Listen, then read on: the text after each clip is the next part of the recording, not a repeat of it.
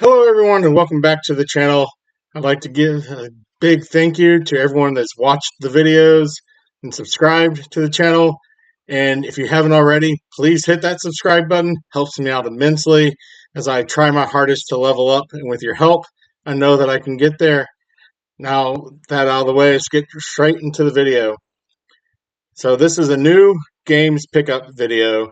I have a little bit of some newer stuff for the Switch and the Switch 2. Then I also actually at the very end have some retro stuff that I picked up. I don't usually pick up retro stuff all that often because my focus mainly is right now for the Switch and Switch 2. But every once in a while I do get one or two things. So I'm excited to be able to show that to y'all to actually add to my collection was just brings back the nostalgia factor for everything for me to be able to see it and have it. So for to start off with, have the Nintendo Switch 2 pickups. I'm going to kind of rapidly go through these because if you've already watched some of the previous videos, you know what most of these are. Actually, I think you should know what all of them are because I did reviews for all of them except for one, which I will be doing in an upcoming video. So first we have Bravely Default Flying Fairy Remaster. Again, did the review for it. Then we have Raidou Remaster, which then we have, of course, Donkey Kong Bonanza. And finally, we have Yakuza 0 Director's Cut, which I am currently in the middle of playing right now and have a video planned to as soon as I get a little bit further in. So, and then moving on to what hasn't been shown before is we got some Switch pickups. So, to start off with, for the first one, we have Dokapon Kingdom. To be honest, I had never heard of this game until I saw that I saw a review trailer for it for the Switch. So I thought it was a brand new game until I talked to some other people. They're like, oh no, it's a remake. We played it on the PlayStation 2. I must have missed it. And at first, I wasn't too interested in picking it up, but then when they mentioned it being like Mario Party, but with RPG aspects and elements and everything, I was like, oh, that's right up my alley because I love RPGs and I like I like the Mario Party. So it's like the best of two worlds. I might as well give it a shot. And they said, and then so you have the game board where you just roll a roulette wheel, tells you how many spaces your character moves. Then certain things happen depending upon what they land on, like Mario Party. But then also your characters get upgraded through their jobs. They have I guess they get experience points and skill points and equipment to help them level, and they fight battles, collect money, and whoever has the most money at the very end wins. Seems pretty straightforward. I'm looking forward to being able to play this with my family, although some people have warned me that the battles and everything can get quite intense. So sometimes playing with your family isn't the best because everyone is very bloodthirsty and it's just every man for themselves essentially. So we'll see. I mean, I might just play with the kids because if they get mad at me, oh, it doesn't matter. But I'm not exactly keen on having my wife mad at me for beating her in the game. So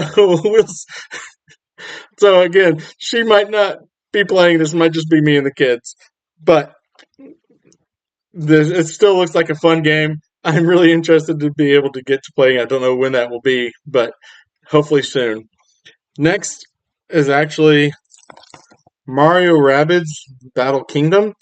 I've seen this at my local Walmart a lot, but I didn't like it to get it because it was always just a code and box, and that's not my thing. So I actually saw that this went on sale, and it was like only for $10 where I saw it at, and so I was like, well, I've got to pick it up.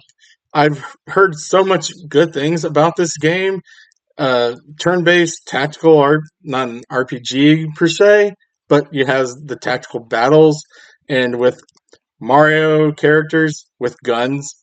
So that seemed really interesting and everything to me. So I'm like, why not? And for $10, can't really beat that. And from whatever I've heard from other people that have played it, they said it's a really good game. And if I try this out and it's really good, I might pick up the sequel that was Sparks of Hope. And I believe there's actually a third one out. I'm not completely sure, but I could have sworn that I heard one that there was a different one out after Sparks of Hope. You can correct me down in the comments if you'd like, or I can do the research afterwards and for my own knowledge to be able to go through and to pick it up if they all turn out to be really good, fun to play. The last thing I have for the Switch I picked here is Marvel vs. Capcom Fighting Collection. Now, this includes the comic book and everything inside of it too. And again, I'm not the biggest fan of fighting games. I've played a couple of these back in college because we just had them in the game room and a couple of people would play them. So every once in a while, I hop in and play it as well. So I've played a few of the games that are here. Some of them I hadn't, but fighting games they're fun. They're just a brief, because sometimes you can only play so many RPGs, so you just need something as like a palate cleanser to do something else. Which is why sometimes I will go to like the cozy farming games or a fighting game, just to be able to get my mind in a different area rather than on the RPGs. So I'm really interested in kind of being able to play this game as just it's like downtime. Maybe not so much like a de-stressor, because sometimes fighting games can get really hectic and cause a lot more stress. So we'll see whenever like my backlog is so full. So we'll see whenever it is that I can get around to actually being able to play this. So, and then for the last three items that I got are mainly for the retro fans out there. So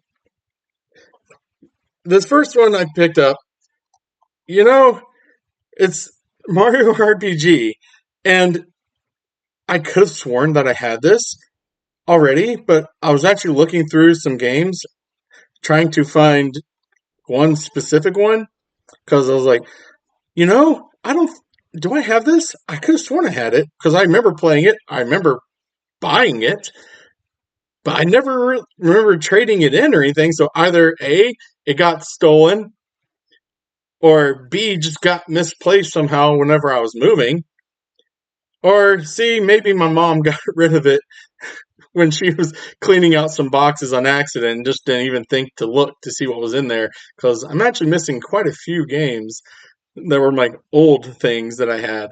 So, but I was really happy to pick this up. I was actually shocked at how much I got this for, because I picked it up and it's in really good condition and everything. And the person on eBay was actually only asking $40 for it. So I was like, that's a steal, because when I was looking at these before, when I wasn't sure that if I had it or not, I just wanted to price it to see how much it was. It was actually going for closer to $100, but maybe the price came down ever since they actually released it for the Switch. So I'm not sure, but $40, I'll take it. Next thing I had to pick this up, and this is actually the only complete in-box Super Nintendo game that I own now. So for Donkey Kong, got me thinking. So I picked up Donkey Kong Country, and this is a game that my wife loved playing when it first came out, back with her brothers, and I loved playing this. Beat it back when it originally came out, and so I was like, well, Donkey Kong just came out, and it just got me feeling really nostalgic for it. And I've played it on, because I have the mini Super Nintendo, which has this on it. So I've already actually played it already on there. But I kind of wanted to have it just for my own collection, to be able to say that I have Donkey Kong. Now we'll see whenever it is I can get around to getting the others, because I would like to be able to have those too. But this was always a fun game to play, and just kind of discovering some of the secrets that you would find, and sometimes just dying miserably because you think there's a secret, but there isn't. So, and the very last thing is, it's a Sega Genesis game, and you know, this is actually my favorite RPG series that I remember from growing up. You know, obviously since the Sega is not Final Fantasy, but it is the Phantasy Star series. And I was actually looking through, and I saw I had 1, 3, and 4, not 2. So I was like, I gotta have the complete collection for it. So I had to go around, and so I started searching around, and finally found someone selling this complete in box for a reasonable price. And so I had to get it to add to my collection, because Phantasy Star is actually my favorite series. I will explain in a future video, because my actually favorite game out of this franchise is Phantasy Star 4, and just for a multitude of reasons.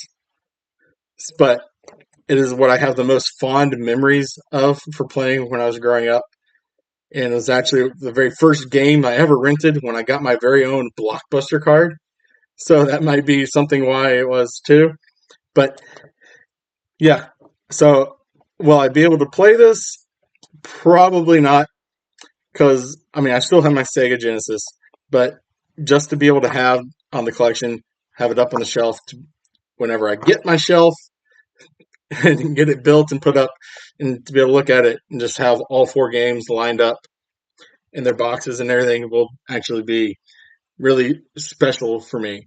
But so that's it for the new games pickups. I have a lot more Switch games. I have close to 200 now in my collection, and if that is something that y'all would be interested in seeing, you just comment down below, let me know. Anyways, I hope y'all like this video, and I'll see you all next time.